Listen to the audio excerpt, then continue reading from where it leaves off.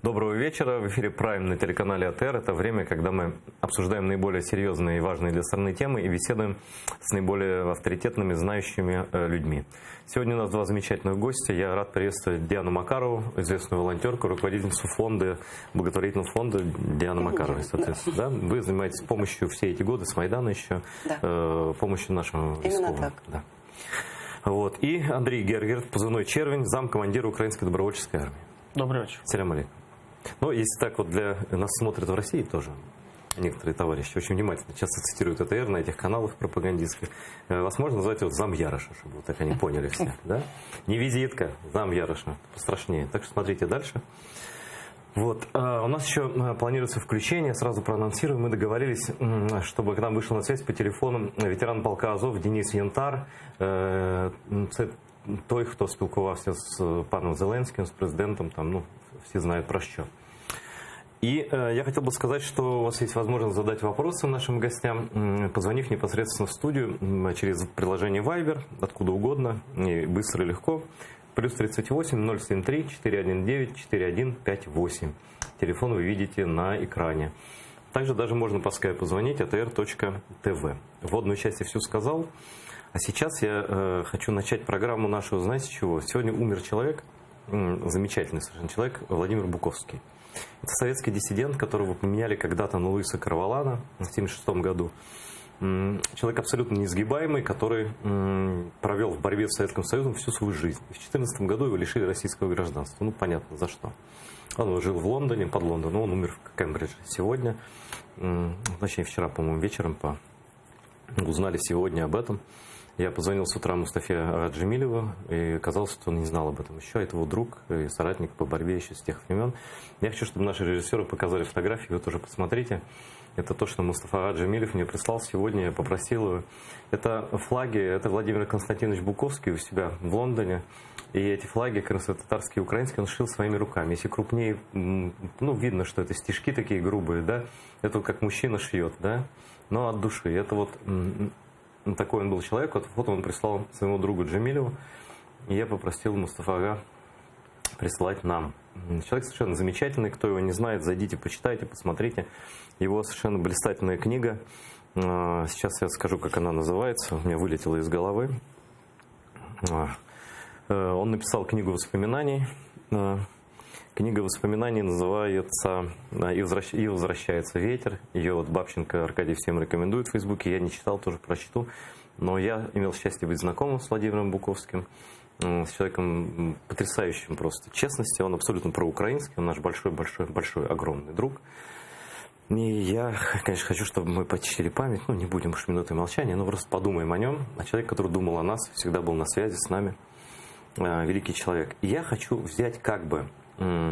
эпиграфом к нашему беседе сегодня, как ни странно, слова Владимира Буковского, сказанные там, 5 что ли лет назад, когда президентом еще был Петр Порошенко, и у него брали интервью, и он сказал цитату, которая сейчас как никогда, на мой взгляд, актуальна, и мы с нее начнем разговор о мире, войне и так далее.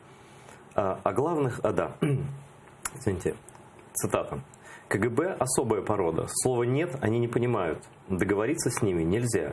На компромиссы сами не идут, а компромисс противника воспринимают как слабость. И если ты не послал КГБ, значит, что ты сам себе сделал большое горе. Это значит, что они будут давить дальше, пока не завербуют. У КГБ есть только две ипостаси. Или ты их враг, или ты их агент. И между этими двумя больше ничего. Это совершенно блестящая цитата. Она не относится, естественно, к нынешней ситуации, о другом сказано. Вот, но. Она относится к нынешней ситуации. Она относится, потому что мы прекрасно понимаем, что мы имеем дело с самым большим КГБистом, и как-то мы с ним воюем, перемириваемся, договариваемся, все договариваются. Порошенко договаривался, Зеленский пытается договариваться. И как-то все равно эта история должна закончиться.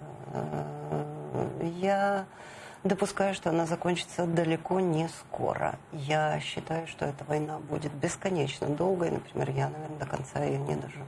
Ну, это, вот. Во-первых, я желаю вам долгих лет жизни. Во-вторых, эта война цивилизационная, это правда, она совершенно о взглядах на мир, она не о территории. Это война даже, да. СССР и, ну, в данном случае, независимой страны. Вы как считаете, Андрей? Ця історія КГБ, вона має продовження і до сьогодні. Ми живемо в тій такій ще пострадянській такій хвилі, яку витворило КГБ. Вся ця біда і ця біль, яка є на сході країни, це КГБшний продукт. Історія з Кримом – це їхня розробка, абсолютно прогнозована, роблена роками. Це КГБшний продукт. Сьогоднішні дії всередині країни, так званої п'ятої колони, це КГБшний продукт, це дійсно агентура, яка інспірована в Службу безпеки України, в прокуратуру, в армію. Сьогодні тільки вскриваються їхні такі консерви, вони постійно видні.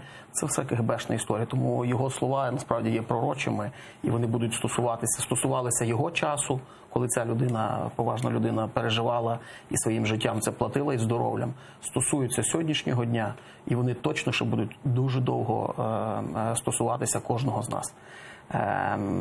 І ця історія надовго, насправді, це правда. Так просто цю імперію, яку витворила КГБшна історія вже більше 80 років їм, а Путін тільки як продукт такий цього, переламати отак сьогодні дуже важко. Ну да, скорее всего, это будет длиться до той поры, пока Россия существует в ее нынешнем виде. В виде империи, в виде страны, которая пытается доминировать и унижать народы и внутри себя другие, и по периметру. У меня какая идея была этой передачи, я вам честно говорю. Я хочу, чтобы много говорили вы. Я не хочу своїх думок висловлювати, в мене є для цього інші можливості. Я хочу вас почути, щоб всі вас почули, і якщо хочуть зателефонували, запитати щось. Так? Ну, вот первый такой вопрос, понятно, о чем мы говорим, это разговоры о том, что будет разведение войск в районе села Золотое. Ну, еще в одном месте, уже и даже еще 4 других места названы, да, то есть, ну, процесс не начался, но уже в ожидании этого процесса всю страну трясет. Ну, по крайней мере, ту часть страны, которую я знаю, говорите сразу. Нет. Вы неправильно подходите. Процесс не начался, процесс продолжается. Вы знаете, что за последние 5 лет, ну не 5, 3, по-моему, или 4 года войны в Золотом было 6 попыток разведения, из них 3 реальных. И даже отводили. Вы об этом знали? Ну, так я знал, что было уже, но что 6 Андрей я не знал. Андрей знал, я знал. Мы с этим боролись еще тогда. Вот. Это была идея предыдущего кабинета. Ошибка этого кабинета в том, что он идет, наступая на те же грабли. То есть, ну вот есть договоренности, да, ну давайте еще попробуем мы договориться. И на Золотом попытка реального разведения войск 4-я за, по-моему, 4 последних года войны. Чем она закончится? Да точно так же ничем. Пшиком она закончится, потому что еще существует определенное количество волонтеров, еще существует определенное количество добровольцев, вот, которые не отдадут Золотое. Хотя при этом мы все прекрасно понимаем, что разведение войск в некоторых случаях нужно, а в некоторых даже необходимо. Но мы не даем, мы не наступаем на свою совесть, и мы не позволяем развести. Почему так? Не знаю. Почему необходимо? Почему необходимо? Потому что у нас есть краеугольный камень, у нас есть Минские переговоры, заключенные, вот этот Минск, заключенный еще в 2014 году. То есть в 2014 году мы шли в этой войне и пришли в тупик в 2014. И далее мы уже как-то разрабатываем вот эти Минские договоренности. Чтобы их разорвать, чтобы их как-то дальше перевести в какой-то другой формат, от нас просят всего-навсего. Давайте разведемся, да? Давайте на Станичке разведемся, давайте на Золотом разведемся, давайте разведемся на Петровском. Вот 3 момента. Ну вот какой результат, вот Андрей, хочу вас уточнить, вот какой результат разведения, какие угрозы вы видите лично вы, политические угрозы для стабильности в стране политической и угрозы военные, риски, скажем так? Дивіться, насправді процес розведення конкретно в Золотому вже почався. 72-га бригада копає нові позиції, 800 метрів до кілометра зі спини. І я думаю, що цей процес уже не зупинити, він відбувається вже в цю хвилину і відбуватись буде і надалі. Рішення по цьому вже прийняте. Президент Зеленський стає на ту саму історію, яку пройшов був Порошенко попередній президент, в своїх ініціативах спробувати домовитися, я домовився, я подивлюся. Ну, це ж було, всі пам'ятають. Так, це було. І до чого це може призвести? З військової сторони, бо відходимо ми, то що зараз хлопці подивилися, ми відходимо не на стратегічно важливі якісь висоти. У нас така позиції досить слабкі будуть Збройних сил України, ще й в зиму зараз входимо. Це взагалі важкий процес завести з насідлих місць військо, відвести в абсолютно нову в зиму, в морози. Дуже проблемно. Ну, але тут таке відчуття в мене наступне. Якщо сильний президент, сильна позиція, він хоче зловити в цей зашморг росіян, що бачите, я відвів, я зробив, ви пішли і дипломатично переіграти цю ситуацію на міжнародній арені. Ну, це одна історія. На жаль, ми цього не бачимо, що у нас сьогодні в Україні, в президентська Зеленського як лідера країни є сильна позиція. Ми завжди якусь в позиції доганяючого, слабшого. Ми розводимося, тому що ми можемо наступати? Ми розводимося, а що ми можемо виграти? Ми розводимося, бо в нас же ж в армії недобір, у нас слабке військо, тому а як нам робити зараз? У нас в армії дійсно недобір. У нас в армії колосальні. Ви вважаєте це демонстрацією слабості? Якби перед тим ми розводимося, хлопці, тому що раз, два, три, ми отак хочемо, принаймні в вузькому колі про це було би обумовлено. Всі гострі кути нет повного розуміння. На сьогоднішній день ці кроки, тому що в нас військова капітуляція, вона ж не тільки може бути військова капітуляція, у нас економічна капітуляція перед Росією, інформаційна капітуляція від Росії, у нас постійні капітуляції, ми можемо говорити про різні речі. І вони такі тенденційні, а військова тільки додає цього. І ти розумієш, що відбулося це не за останні півроку, відбулося це за останні 5 років і півроку. Тобто була така тенденція. Ми не навчились виривати, ми за увесь наш час незалежності, ми ще не навчились вириватись з того ж самого Радянського Союзу. Ти дуже добре пояснив в якійсь попередній передачі, тут же на АТР, ти дуже добре пояснив, чим небезпечно відходити від Золотого. На Станиці не так небезпечно. На Станиці розвели, ніхто особливо і не помітив. На Станиці воно відбувалось, в принципі, в полі. На Петрівському буде не так небезпечно. На Золотому буде небезпечно, тому що на Золотому це містечко. Там живе 540 людей. Серед них близько 20 сімей яскраво проукраїнських. Знаєте, мені сьогодні подзвонили 72-ї бригади. Ми ж все знаємо. Скажіть, їм страшно? Вот ви общаєтесь? Да, їм страшно. Ці люди підходять до 72-ї бригади, вони вже підходять протягом 3 тижнів. І вони весь час просять, допоможіть нам виїхати. А вчора підійшли там і сказали, ви знаєте, в нас вже йдуть дзвінки з тієї сторони і кажуть, вам капець. Да. Тобто вам капець. Це дуже серйозне діло. Це не означає, що ЛНР зайде. Ми ж говоримо за 2 кілометри. Ми говоримо, ми просто відійдемо на 2 кілометри. На 2 кілометри, правильно? Ну, а чого ж тоді не бояться? Об'ясніть. Сіра зона. Сіра зона – це можливість проникати ДРГ. Та навіть до ДРГ то вільний доступ, в принципі, по великому рахунку там спокійно можна заходити. Більш-менш, так. Вони бояться. Якщо хтось захоче покарати цих людей, наприклад, да? Похитить не так просто, там КПВВ, там досить серйозне. Да, там досить серйозне КПВВ, а так підкрастись вночі, кинути гранату в будинок, це все можливо. Інша річ, що це можливо навіть і в Слов'янську. Там лишилось дуже багато таких елементів. Це можливо, ми коли ночуємо десь в Слов'янську, ми завжди так думаємо. Знаете, что боюсь еще? Вот мы продолжим про этот разговор обязательно. Я боюсь еще вот чего. Я просто вдруг решил порассуждать на тему, как вот русским себя вести сейчас. Им же что нужно на самом деле? Им никакой мир не нужен. Им нужно, чтобы в Украине была внутри драка и хаос.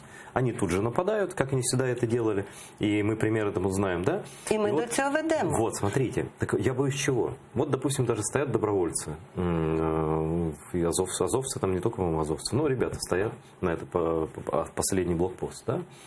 И почему им даже сейчас, пока даже нет еще, не разведено ничего, да, они же вполне могут ночью и ДРГ отправить, рискнуть, обстрелять этот дом или что-то, сделать провокацию, чтобы это было выглядело как столкновение с армией, с добровольцами. Могут, гіпотетично, все можуть. Гіпотетично так, але от скажіть мені, будь ласка, Айдаре, з усією повагою, ми всі боїмося оцього роздраю всередині країни. До речі, оця розмова Порошенко, да, вони там, Зеленський, вони сидять там біля вогнища, ще розмовляють, да, начебто одні не можуть висловити свою думку, другий не може відповісти. Оця розмова вскрила дуже глибоку рану наше суспільство. Хай ця розмова була там інспірована, хай вона, можливо, була якось розіграна, а можливо і спонтанна, дійсно. Але глибока рана полягає от в чому. Більшість країни на чолі з президентом і з його кабінетом хочуть миру, меншість країни, ми з тобою, хочемо перемоги. Коли навіть нам скажуть, все, ми домовились, от раптом відбудеться отаке диво, да, ми домовились, кажуть, все, бери шинель, пошли домой. Ми ж не візьмемо. Ми ж продовжимо цю війну. І отут почнеться клубок, почнеться те саме, що, наприклад, я боюсь найбільше, я боюсь громадянської війни. Скажіть мені, Айдер, от ми з вами зараз, ми сидимо, да, 3 захисника Золотого. Ми боремось за кілометр чи за 2? В мене відомості про 2. Ми боремось за 2 кілометри. Чому ви півроку тому закликали до збройного повстання і до втрати 6-8 областей? Да-да-да, Айдар, я вам це ще не раз згадаю. Вы знаете, дело в том, что эта программа не мне посвящена. Я могу достать этот пост, и там не было никаких призывов. Я просто не готов об этом сейчас говорить. Я большую статью написал про эту манипуляцию на «Украинской правде», можно посмотреть. Тобто ви цього не казали? Как нет? Как эта история очень простая. Я говорил об угрозах, но не призывал к действиям. Я относился к этому плохо. Я и сейчас к этому плохо. Да я боюсь хаоса. Я написал об этом. Та всі бояться? Нет. Тролли извратили это. Они поменяли местами акценты. Это, почитайте, это на самом деле интересно, как они манипулируют. Ну окей, я вирвала, да, в мене ребята, вирвана цитата я з спокойно об контекста. этом говорю, и я дуже погано ставлюсь до вирваних цитат. Самый страшный сон, и мне больше всего бентежит, если вот то, что я написал тогда, если это, не дай бог, сбудется. К сожалению. Запросто. Да. Ми Ну, зараз так, що тогда? в стані країна, в стані такої підпаленого сірника біля балону з газом. Я ніколи би не казав про громадянський конфлікт, його не буде. Я в це не вірю. Для того, щоб був громадянський конфлікт, мають бути, по великому рахунку, там громадяни. Щоб вони були присутні в тому вигляді, в якому воно має бути. Це, знаєте, як хто з ким має воювати. Ми кажемо, ми громадяни України, а там 70% по опитуванню громадян України каже, що Росія – це ворог. 70% опитаних признають те, що це є ворожа територія, і Росія – ворог для України. Ставляться до неї ворожо, з насторогою і так далі. Ми воюємо для того, щоб Україна була, щоб вона відбулась. За що проти нас повинна воювати та сторона в умовно громадянському конфлікті? От їхня ціль яка? Щоб Україна, я говорю про щоб цю України сторону, не що ми було. вибухнемо ця сторона. Щоб України не було. Так, вони її не буде. Вони так, їх там меншість. Ну як за що вони? За ДНР, за ЛНР. Ну, ми розуміємо, що вони в такому інформаційному вакуумі. Ми розуміємо, під яким вони пресом. Що вони можуть говорити інше? Ми розуміємо, Зеленський завжди, президент Зеленський говорить про я опираюсь на населення, на думку людей. Це безсовісна позиція. Зі сторони президента сьогодні нам казати, що мені важлива думка людини. Та ясно, зрозуміло і очевидно, про що будуть говорити ці люди, які в своєму житті хоча б один раз відчули шелест міни 120-ї або 82-ї міни. Це жахливе відчуття. І ця людина змінюється назавжди до кінця свого життя. І звісно, що люди в цьому живуть. Це просто, я зараз говорю, я відчуваю боя в своєму житті, дорослий чоловік, який контролював кожен крок. Я до сьогодні боюся цього і важко, і згадую про цю ситуацію, коли я вперше це почув. Тому маніпулювати на думку людей, які скажуть, так, любою ціною мир, так, будь ласка, відійдіть, лише би ми цього не чули. Цього ніколи робити не можна. Президенту треба це розуміти. Извините, они живут еще в таком информационном не вакууме, этот вакуум заполнен телевидением ДНР, телевидением ЛНР и российским телевидением. Да. Вот я просто знаю, что они из разговоров с людьми, понятно, что они смотрят. И украинское телевидение во многих местах, я конкретно по Золотой не говорю, вам виднее, в этом говорю, просто либо не добивает вообще, либо оно перебивается. Вот про что треба говорить. И, конечно, когда с такими людьми разговариваешь, надо учитывать тот момент, что они, кроме того, что испуганы, еще и зомбированы. Я прошу прощения, да? Це очевидні речі, навіть на це акцентувати, це зрозуміло. Я не люблю цього слова зомбування. Ну, скажімо так, от просто прості люди, які живуть, яким дійсно, ти правильно сказав, 6-й рік на голову, десь на голову, не на голову, в огород падають міни. Це дуже страшно. І, звичайно, ці люди будуть кричати, да, ми зараз ведення. Але мені не зрозуміло одне. Чому досі всім оцим 540 людям, ніхто не пояснив, що українські війська відійдуть не за 30 кілометрів, а вони вважають, що за 30. Серьезно? Потому что они это смотрели по российскому Серьезно. телевидению. Вот проверка, пожалуйста, Вони что так і они вважають. смотрят. Чому вони не розуміють, що відійдуть, куди там, до Карбоніта відійдуть, да? Ну, десь до Карбоніта. А це те ж Ну, саме. к сожалению, я думаю, что І ще будуть ті ж самі немалая часть населения, обстріли. я никого обидеть не хочу, она была бы за то, чтобы украинские войска до Днепра отошли. в принципе. Да, я розумію. Есть такие люди там, к Але сожалению. не треба забувати іще про те, про що ми дуже мало про це говоримо, адже дійсно ми, ідучи з ворогом одне назустріч іншому, ми з'їли нашу сіру зону. Адже дійсно є цифри, доведені цифри, що коли населений пункт перебуває в сірій зоні, він там без електрики, без лікарів, без якоїсь там допомоги, без підвозу продуктів, але там мінімум обстрілів. Це дійсно так. Ти розумієш? У вас була мала сіра зона, а я ж знаю сірі зони 15-30 кілометрів, та й ти, я думаю, знаєш. Нам з практичної сторони не потрібно брати до уваги місцеве населення, як би це не От. виглядало. Нам потрібно мислити стратегічно в масштабах країни. І от кожен крок сьогодні Зеленського, як головнокомандувача, кожне його слово, кожна його емоція, за ним як ніколи спостерігаємо ми всі, сподіваючись на те, що він почне виконувати свої передвиборчі обіцянки. Вони у нього були неймовірні, там правильні, я б сказав, такі патріотичні, націоналістичні по великому рахунку.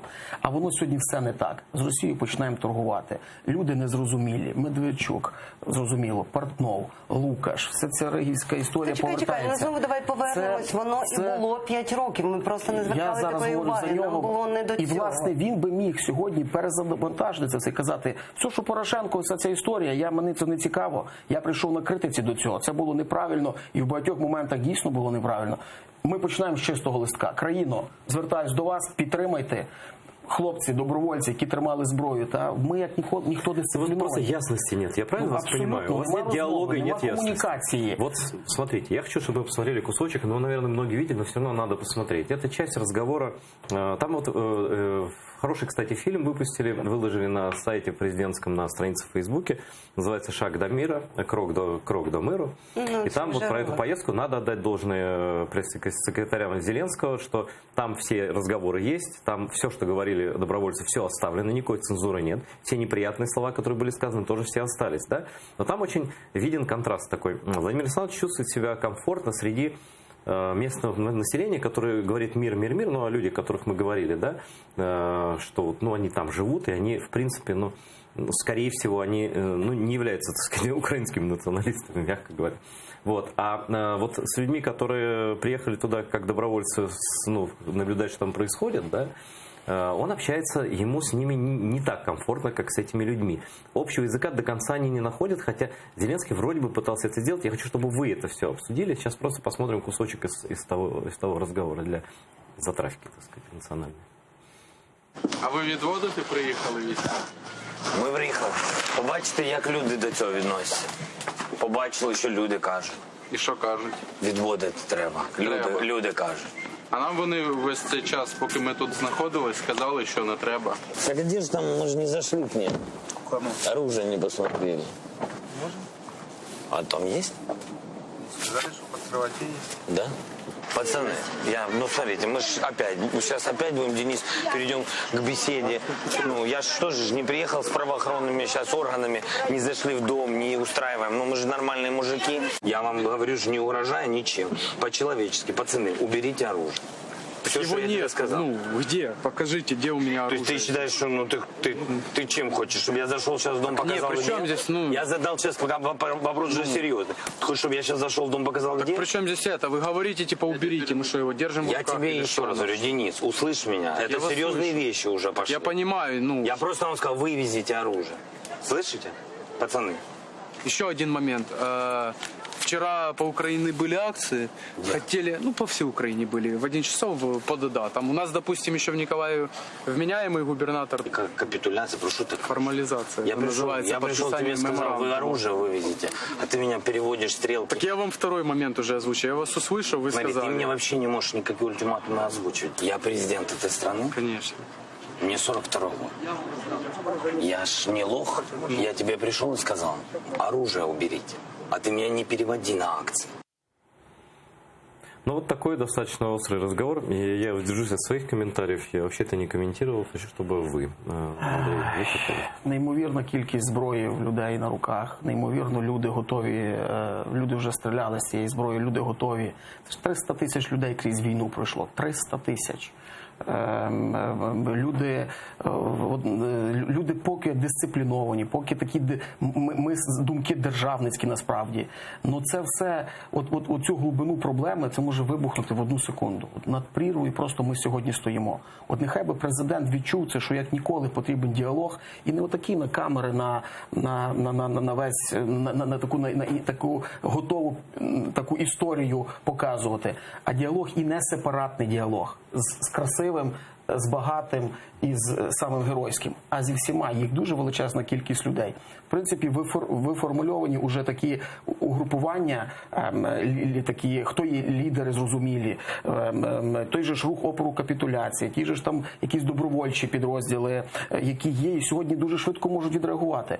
Ото, що президент заїхав до хлопців, скільки там хлопців, 10-15 чоловік, скільки там одиниць зброї. Я кажу про сотні тисяч людей, які крізь війну пройшли. Тільки крізь підрозділи там добровольчих формувань пройшло до 15 тисяч людей. Та така кількість може це все змінити в дуже короткий період часу.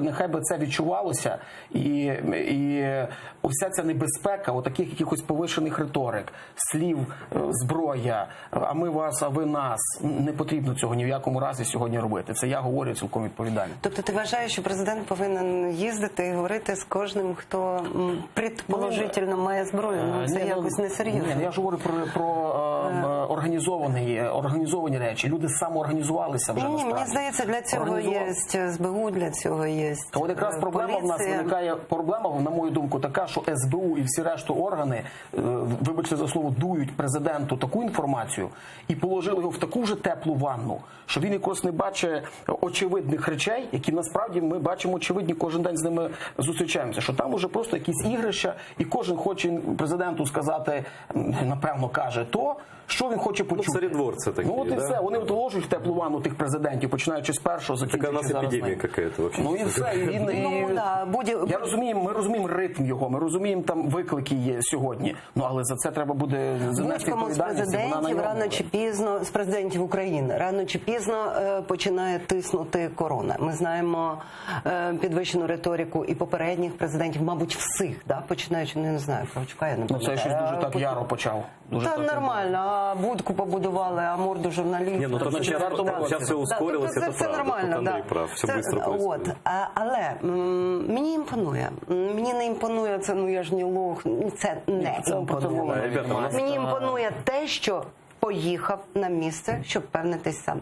Не знаю, для чего поехал. Для постановки. Нет, но этот разговор настоящий. Я не верю, что это постановка. Я не верю. Мне тоже сдается. Потому что мне кажется, и, кстати, у нас сейчас на связи как раз, потом договорим, можно? У нас просто Денис Янтар, ветеран полка Азов, который, собственно, имел наиболее продолжительную и наиболее нелицеприятную беседу с президентом Владимиром Зеленским. Здравствуйте, Денис. Витаю. Разная информация поступает из разных источников, от полиции, отовсюду. Что сейчас с вами, с вашими ребятами, с вашим вот этим блокпостом, останній блокпост, где вы находитесь сейчас? Можно еще раз, будь ласка, не почув? Да, я хотел бы от вас лично сейчас услышать, что с вами сейчас, как обстановка в Золотом, потому что была информация, там вас разоружили, вы отдали оружие. Я так и не понял до конца. Я верю только первоисточнику, поэтому хочу спросить у вас в прямом эфире, что с вами происходит, где вы, что вы, как вы?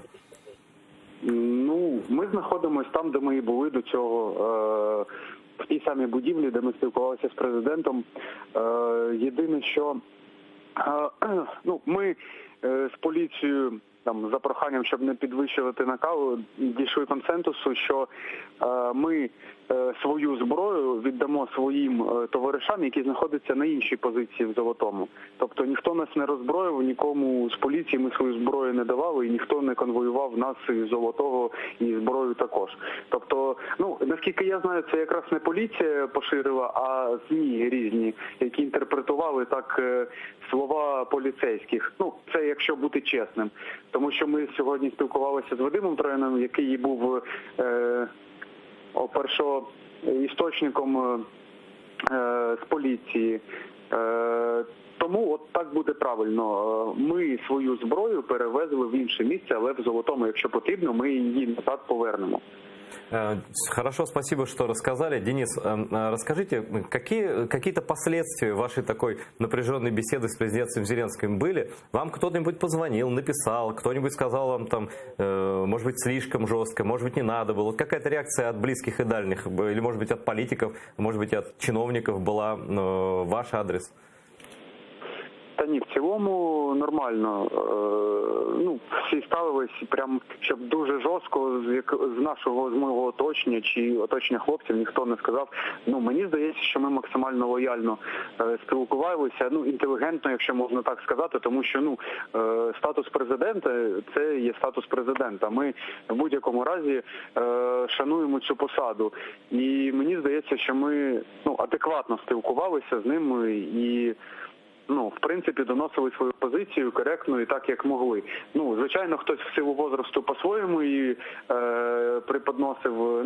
Я за себе буду казати, я намагався це робити. Наскільки в мене це вийшло, можливо, краще питати зі сторони.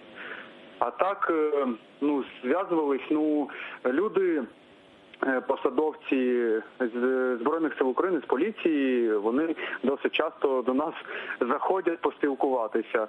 В принципі, а так хтось прямо з найвищого керівництва з нами не спілкувався. А что тебе сказали? Ты молодец, или правильно сказал, или не успел что-то сказать? Были какие-то разговоры?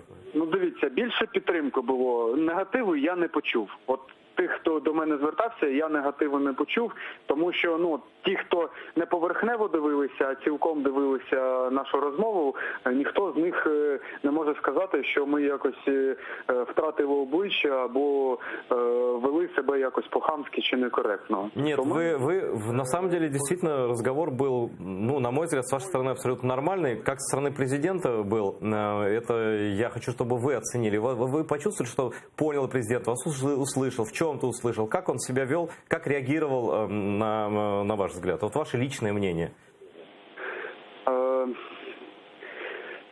Мені важко сказати, чи він почув. Я думаю, він почув, тому що в нього якраз і була емоційна реакція на ті речі, які він почув. Чи він їх буде сприймати, чи сприйматиме, чи зробить якісь з цього висновки і дії, вважаю, що частково так. Не може це просто так пройти повз нього. Тобто він зробить певні висновки, тому що він отримав от такий досвід. Досвід не може бути поганим чи гарним. Він просто залишається з людини, він в нього є, і якщо людина розумна, вона його використовує.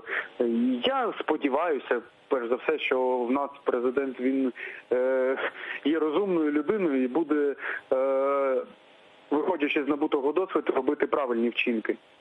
Денис, а было ли что-то, что вы хотели сказать? Бывает тогда, когда говоришь, и что-то вылетает из головы, а потом думаешь, жалко, я не сказал чего-то. Было что-то важное, что вы хотели бы сказать, но не успели или забыли?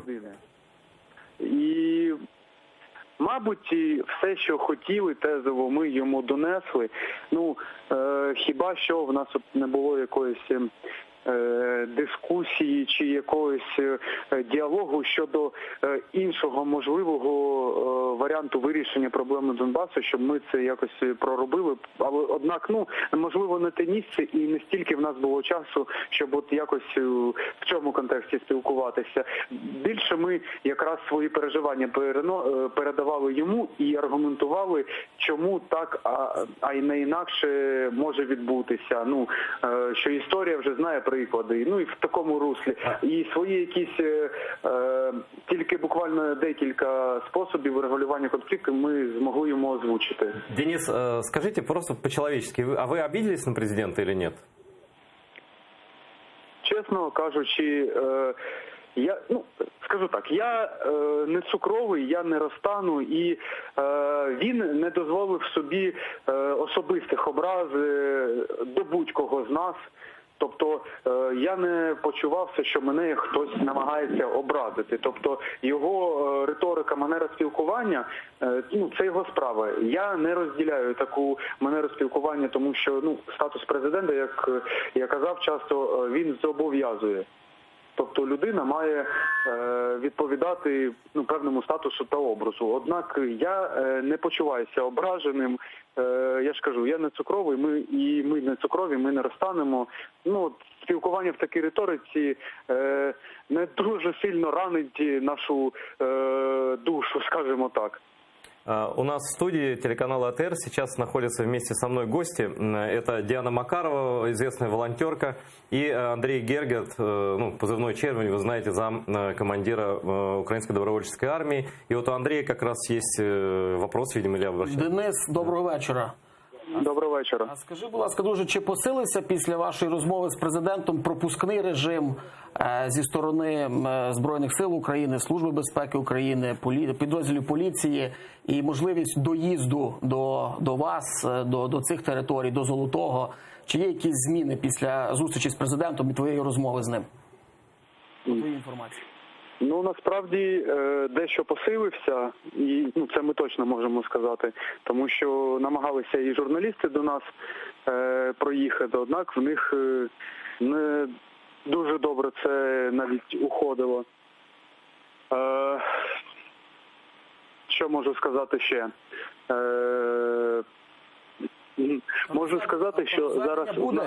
Розведення буде, як бачиш? Я зараз піду трошки... укриття, і зараз продовжимо бесіду.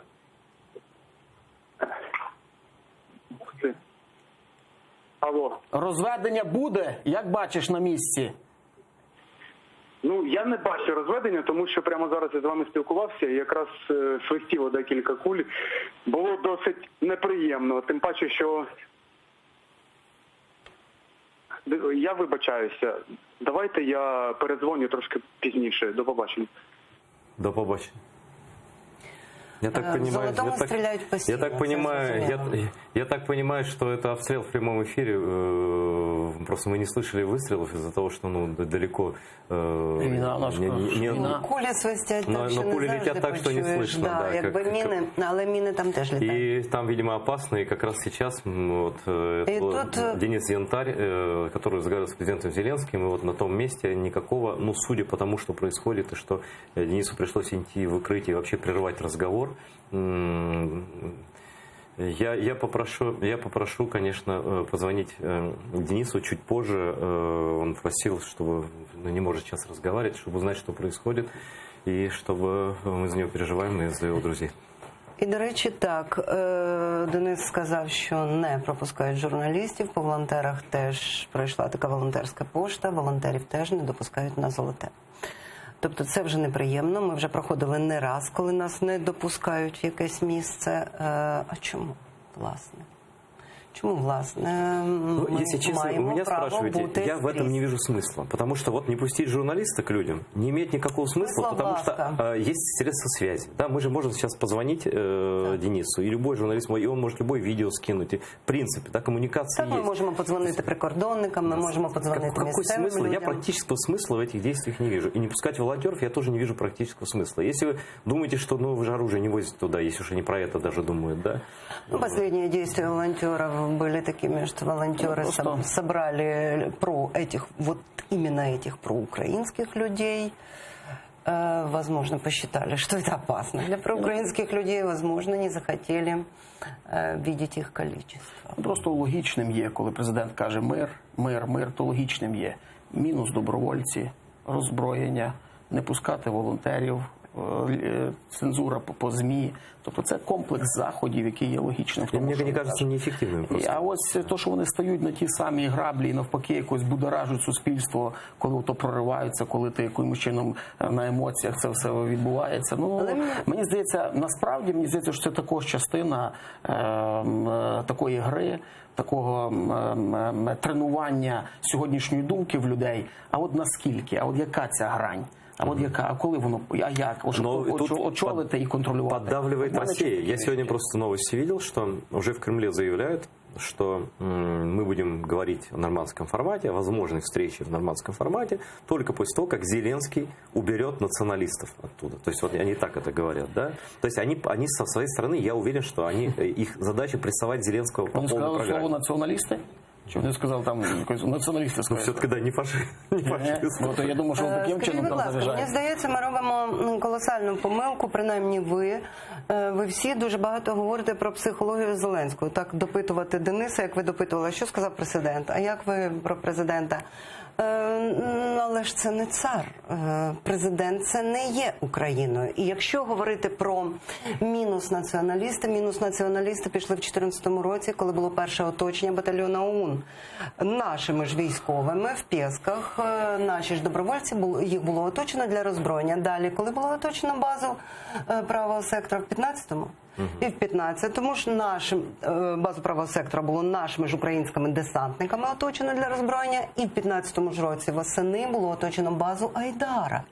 Теж для роззброєння. Тобто мінус добровольців, ця тенденція почалась, вибачте, з самого початку. Да, бо добровольці це страшно, да, бо волонтери це страшно. Ми не дуже причесуємо.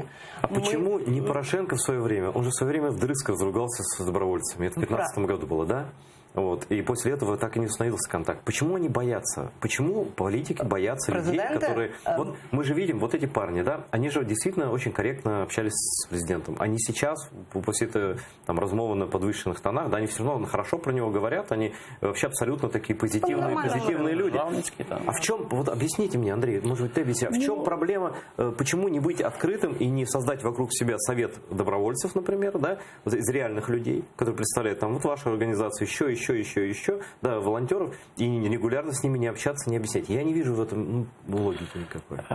Влада п'янить, напевно. От як так всі тут бігають, пригають біля мене, всі тут під козирьок дають, а тут є якісь люди, у яких думка є, як я можу їх не контролювати? Ну давайте я буду їх, буду інспіруватись, буду через Службу безпеки, буду агентурну мережу розвивати, давайте я це розвину, а давайте я їх розділю. Буду оточувати базу, буду розганяти Майдан. Але це програшний шлях насправді. Ставити ветеранів на коліна.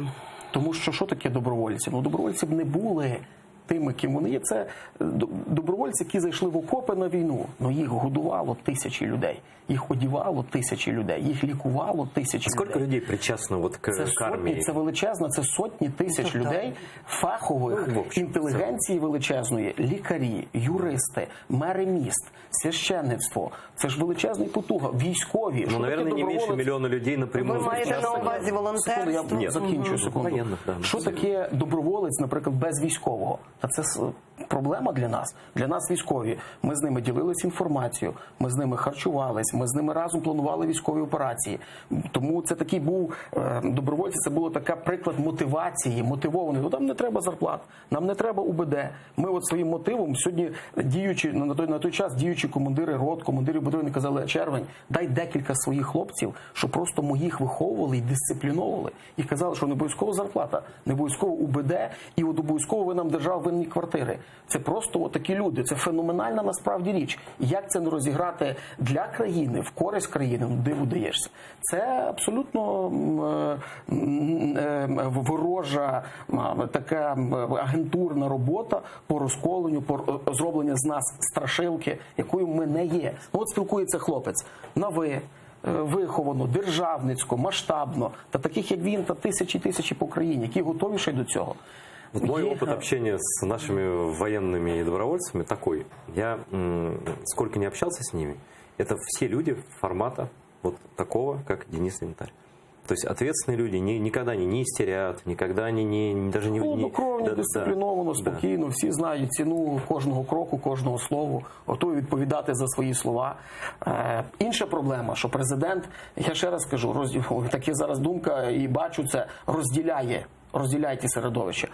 На зустріч з собою запрошує, я кажу, хто красивіший, хто ближче, хто контрольованіший, а широкою масою цієї енергії розмова не ведеться. Тобто ти вважаєш, що Нацкорпус все-таки контрольованіший, ніж, припустимо... Я не скажу, що там в них є діалог. Я зараз дивився нещодавно, після 6 жовтня, він запросив до себе на зустріч середовище, ну воно було мінімальне. Я не пам'ятаю вже, хто саме. Ой, він запросив Трегубова, типу ветерана. Ну, я ж за що кажу? Ну, що, таких ветеранів. Ну, бачите ви про це. Я їх не знаю, але бачу, що Ми там трошки було... знаємо, Я да. бачив картинку, хто сидів навпроти нього, то оце є... Ну, ті, хто трошки посвітився на фронті, Ну, а там потім разные, пішов ребят, на ну, там другу разные, роботу. да, да, должны были разные люди, скажімо я никого не чесно. оцениваю, да. І тому... Я побачила два обличчя, і Я- так думаю, це Я просто ветерани. знаю, що це набагато ширший рух, це набагато більше людей. І сказати, що сьогодні є діалог, його немає. Розмовляти з оперативниками СБУ, Головного управління розвідки, або там з прокуратури, хто до тебе приходить, і потім невідомо, що він передає, а в мене таке відчуття, що я знаю, що він передає. Пане президент, я їх контролюю, все нормально, мене слухайте, я великий генерал, красивий, гарний, все нормально, от я все це порішаю. Оце була помилка Порошенка, що він їх дослуховувався, а не спілкувався напряму, не відчував енергії, посилу, що ми насправді ті, хто підставлять плече і руку. Ми перші, хто це зроблять. Ну, А не є- оці генерали ряжені, переряжені, які ніколи це не бачили, не відчували і не були там ніколи. Ну, давайте- І от якщо він цю помилку буде продовжувати робити, погано закінчиться. Давайте будемо Можно чесними. чуть вставлю немножко, и вы продолжите. А вот все-таки, давайте все-таки позитивную вещь скажем. Он все-таки один факт, ну не один, с ним была охрана, но он пошел на прямой разговор. Кто так делал? Вот обычно... Айко, а що тут геройського? Та нормальна річ. Ну, чоловічський поступок. Він чудово розумів, що ніхто на нього не Та нападе. послухайте, та що, це да, проста річ, очевидно, це ти нормально. президент країни, ти весь обложився владою, от просто от такого До ніколи того ж, Януковичу охорона не таке... спить. Ну, Януковичу це такий- якраз нормально. Він Януковичу таке і не снилось. Ну, Він ясно, що зробив тобі те, треба- що зробив Порошенко, але Порошенко робив з трьома Та це кільцями нормальна охорони, проста він річ, зробив з одним очевидно. кільцем охорони, тобто він більше довіряє чоловікам, не в тому річ. І я хочу сказати от про що. Ви сказали правильно, чому президенту, хоча б цьому президенту, не відібрати таких, найправильніших, найчесніших, найкласніших і домовитись з ними волонтерами, добровольцями. К вам доверие общества Не большое. домовлятись, Слушайте, так, З нами 89%. дуже важко домовлятись. От сьогодні, наприклад, сьогодні великий збір, такий національний волонтерський альянс збирається в офісі президента. Я не пішла. Чому? Чому? Саботуєте? Да, я саботую, тому що ми дуже просили, давайте зробимо вільний вхід. Давайте по всім волонтерам пройдемось, от хто хоче на цей збір. Ні. Наші ж волонтери взяли, отак, відібрали обраних, вибраних, і їх, значить, в списки і туди, в офіс президента. З нами так не можна. Я вважаю, Ми що це було величезний- спеціально зроблено. Абсолютно точно, я теж так вважаю. Ми величезний партизанський рух. Ми величезний партизанський рух. Партизанський рух – це завжди страшно. Для будь-якої влади страшно. Зрозумійте, для комуністичної, для соціалістичної, для демократичної, для Хоча ми тоталітарної. страшними, я даю сигнал президенту, не є. Ми можемо бити себе п'яткою в Ми груди відповідальні, скільки так. завгодно, але для будь-якої влади ми страшні, тому що ми не контрольовані. Ну, спробуй смикнути за нитки мене, тебе. Ой, слушайте, а мне кажется, что с вами очень просто. Но вот вы не правы. А ну-ка. Если, смотрите, если вот таких друзей, как вы, как вот люди же тоже не слепые, да? 68-69% доверия до ветеранов и волонтеров. Это же соцопросы, вот они есть, да? Тому що ми Вот. не контрольовані. Так подождите. Но, Коло замкнулось. Смотрите, но в чем проблема? Соберите людей, говорите с ними честно. Если с вами честно говорить, какие-то проблемы будут? Та нас тисяч. Ну, Спробуй хорошо. нас Дивіться, в зібрати. чому. Но не представителей Це собрать потрібен можно. такий з'їзд, Но знаєте. мне кажется, что Да нет, вот это вы, просто. вы лучшие друзья. Вот нельзя опираться на Для человека, краины. Который в своих интересах действует. Вот как Андрей говорит, втереться, там, сказать, я тут самый главный. Да они же тебя первый... Мы историю Порошенко не знаем, какого А перші здадуть предавали. почву, да, Кто і с втечуть. кораблей бежит Да. всегда, да? Вот. Я не була на цьому кораблі. Хоча ні, спочатку він теж збирав волонтерів, я пішла туди, побачила, що там обрані, Мне лізуть, кажется, с вами обрані. просто я надо одразу говорить думаю, честно. Дивіться, и який буде открыто. Вот и вся неймовірний тандем. проблем не будет. 73% довіри там проголосувало за президента Зеленського, 68-70% добровольці, волонтери, ті люди, які відчувають крізь себе, пропустили війну і як ніхто державники. Це просто непереможний тандем. Оце сигнал до Зеленського. Мажорна нота, я в неї мало вірю. Нет, знаете, я вообще красиво сказано. против пессимизма в последнее время. Потому что я считаю, что нам надо что-то позитивные какие-то вещи. Дивіться, раз ми вже вдарили сьогодні по психології, що там президент, а що там ми. Ми пасіонарі. Ми, погане слово пасіонарі, Чому? Ні, не так. Ми нормально слово. активні одиночки. нас дуже важко згребти якось докупи. Коли нас згрібають докупи, нас треба згрібати докупи в горизонтальних зв'язках. А нас весь час намагаються вибудувати вертикаль. Секундочку. Был жесткий обстрел, и Денис Янтарь, который вот из тех добровольцев, тот, кто говорил с Владимиром Зеленским, вынужден был уйти из прямого эфира, по телефону он был, но сейчас он снова на связи. Здравствуйте, Денис, расскажите еще раз, здравствуйте, что происходит? Здрасте. Прям какого-то супер страшного обстрела не было, просто он был более прицельный по тем местам, где мы находимся. Ну, по крайней мере, то есть мы понимаем, там, если в очереди где-то или когда уже свистит. То есть вот сейчас как раз, на удивление, первый раз за то время, когда мы здесь стоим, прямо вот свистело около нас, и нужно было себя обезопасить, тем более, что оружия сейчас у нас на позиции нету, поэтому хотели несколько, скажем так, себя обезопасить, но прям страшного чего-то такого у нас не произошло. А из чего стреляли? Денис, из чего, по вашим ощущениям, стреляли? А? Говорю, чуть-чуть тревожно было. Из чего стреляли? Вы виды оружия можете сказать? Да нет, это стрелковое, поэтому мы же немножко озадачились, потому что стрелковая, тут дистанция достаточно такая большая. Это как-то, я не знаю, или навесиками, или чем-то постреляли. Поэтому, мы так чуть-чуть мозгами пораскинули, откуда же это могли так. А скажите, а видно, вы понимаете, откуда идет стрельба, да?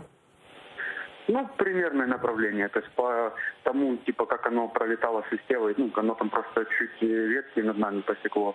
Поэтому мы просто тут как в низине, тут высота чуть в низине, поэтому мы и озадачились, это же могло так прилетать. Просто знаете, вы извините, но я сегодня днем просто сказал публично, что я больше всего опасаюсь, что будут бить по ребятам, вот по тем ребятам, с которыми встречался президент. И, к сожалению, хоть вы и говорите, что это не такой уж там жесткий обстрел, но, к сожалению, это происходит. Я думаю, что и есть цели у русских, это вполне возможно совершить провокацию, потом сказать, что это между собой там украинцы разбираются и так далее. У вас нет такого ощущения, такой угрозы? Да нет, я не думаю, что кто-то прям настолько так это ведет, но это глупо было бы там со стороны власти, опять же, не пытаться нас там обезопасить, тех, кого они попросили. Нормально попросили с этой позиции там убрать оружие, чтобы устраивать такие глупости. Я думаю, что это не так, я думаю, это просто такое стечение обстоятельств. Мне, по крайней мере, хочется в это верить, поэтому я в это верю. Берегите себя. Привет ребятам огромный от всей нашей аудитории. Телеканал АТР всегда поддерживал, поддерживает и будет поддерживать наших добровольцев и ветеранов, волонтеров. Денис, держите. Всего вам доброго. Спасибо, что позвонили. На Золотом стреляют всегда. У нас 3 минуты. У нас 3 минуты. Да, давайте, начните. Это неудивительно. И поэтому я еще уверена, что разведение на Золотом так и не будет. Возможно, будет на Петровском. Произошло на станице, на Золотом вряд ли получится. Но это же их, тут все в руках тех людей, которыми управляет Москва. Если бы им сказали не стрелять, они не стреляли. Там такого, это я не верю в любительщину. Да, как мне сказал один военный, который, кстати, там где-то недалеко, он сказал, всегда существует фактор сержанта с этой стороны, с той стороны, сержанту такой системной вещи я не думаю. Выстрелит, У русских все чітко. Да, Андрій. Я ж говорю, підмігнуть. Розведення в Золотому відбудеться, позиції копаються, в мене хлопці їздять, дивимося, ми ж оцінюємо обстановку насправді. Готуємося для себе у випадку чогось брати в руки зброю і ставати на захист. Ці випадки чітко регламентовані для нас. Що таке зайти сьогодні на позиції Золоте? Це умови дуже, це ціла військова операція. Хто буде годувати, одівати, зброя, підвіз БК, важка артилерія. Якщо вони підуть і вкотре почнуть займати домінуючі висоти, як вони робили 6 років протягом 5 років всіх тих розведень, які були. Завжди вони так діяли. Ми відходимо, в нас тишина, на нас дивиться, фотографує місія ОБСЄ, від нас кроку не робить вправо-вліво. Вони за цей час бетонуються, заходять, лікуються, зарплати виплачують, проводять свою політичну агітацію і укріплюються. І ми, коли вже війна, вже ми в програшній ситуації. В нас є підозри, що таке може відбутися і на цих напрямках також. Принаймні, вони так завжди робили. Жодного разу вони не зробили і не дотрималися слова перемир'я, домовились, відходимо, мовчимо, сіра зона. Не було такого ніколи. Тобто починається обстріл, і ми знову заходимо. Тому ми для себе оцінюємо ситуацію, як ми будемо діяти. Я послав декілька груп, ми дивимося, як в таких випадках відповідально зайти на ці території і не віддати жодного метра української землі. Коли воно відбудеться, що ми відвели, і все тишина, і воно працює, будь ласка, продовжимо ці речі, подивимося. Ми в це особисто не віримо. Вы сейчас заняли такую позицию, что вы наблюдаете за происходящим. Так, ми спостерігаємо, дивимося, бачимо, що там хлопці У нас є. 30 секунд. Что вы Тобто нам не будете делать? треба вивозити проукраїнських людей, ви їх захистите. Це є той елемент, коли це потрібно робити. Коли Все-таки ті люди вивозити. однозначно, це ті люди, за яких Ну треба що ж, боротися. будемо чекати гірше, сподіватися на краще. Спасибо вам огромное. Чок Саволнус, как говорят крымские татары. У нас в эфире были, на мой взгляд, очень интересные собеседники. Диана Макарова, Андрей Гергерт, позывной «Червень». Спасибо, смотрите АТР, подписывайтесь на все наши аккаунты в YouTube, везде. У нас много чего интересного. Следите, будьте с нами. Всего доброго.